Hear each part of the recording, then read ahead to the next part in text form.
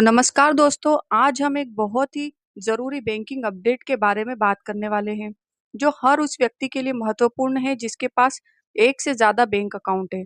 अगर आपके पास 2, 3, 4 या 5 बैंक अकाउंट है और उनमें से कुछ अकाउंट ऐसे हैं जिन्हें आपने लंबे समय से इस्तेमाल नहीं किया, जैसे 2 साल, 3 साल या उससे भी ज़्यादा समय के लिए लेन-देन नहीं किया, तो आपको सावधान होने की ज़रूरत है, क्योंकि हाल ही में बैंकों की तरफ से इनएक्टिव और डोरमेट अकाउंट को लेकर सख्ती बढ़ाई गई है।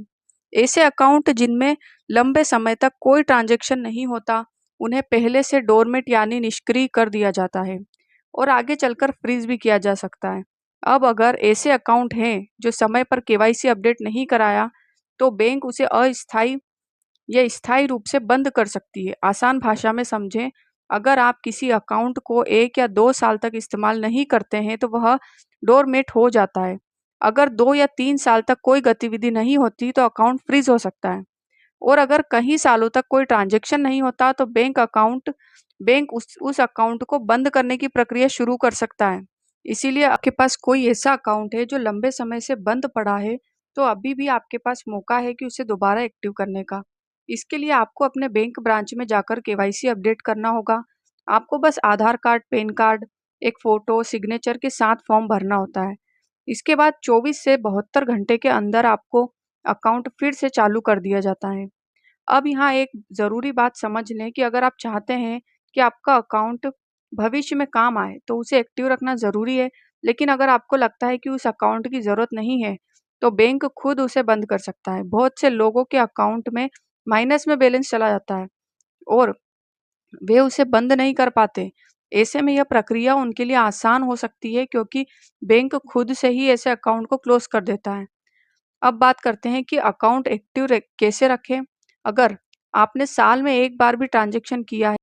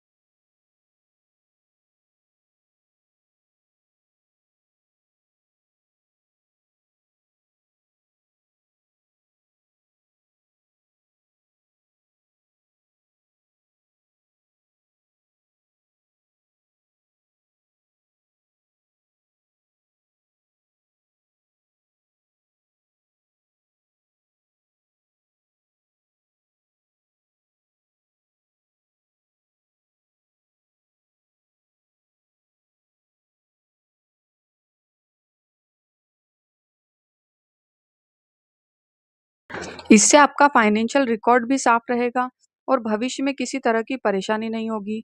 एक और ज़रूरी चीज़, अगर आपका अकाउंट बंद हो जाता है, उसमें पैसा पड़ा हुआ है, तो उसे निकालने की प्रक्रिया थोड़ी लंबी हो सकती है। आपको बैंक के चक्कर लगाने पड़ सकते हैं, फॉर्म भरना पड़ सकता है और वेरिफिकेशन कराना पड़ सकता है।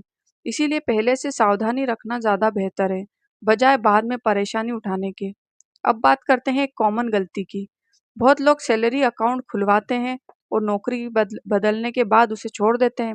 वही अकाउंट बाद में डोरमेट हो जाता है, फिर समस्या शुरू हो जाती है। अगर आपके पास भी ऐसा है, तो उस अकाउंट को ज़रूर चेक करें। इम्पोर्टेंट फाइनेंस एडवाइस है कि हर 6 से 12 महीने में कम से कम एक ट्रांजैक्शन ज़रूर करें।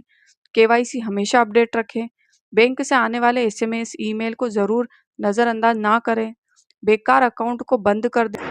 याद रखिए, इनएक्टिव अकाउंट सिर्फ बेकार नहीं होते, आगे चलकर परेशानी भी बन सकते हैं। इसीलिए समय रहते एक छोटा सा कदम उठाइए और अपने सभी बैंक अकाउंट की स्थिति आज ही चेक कर लीजिए।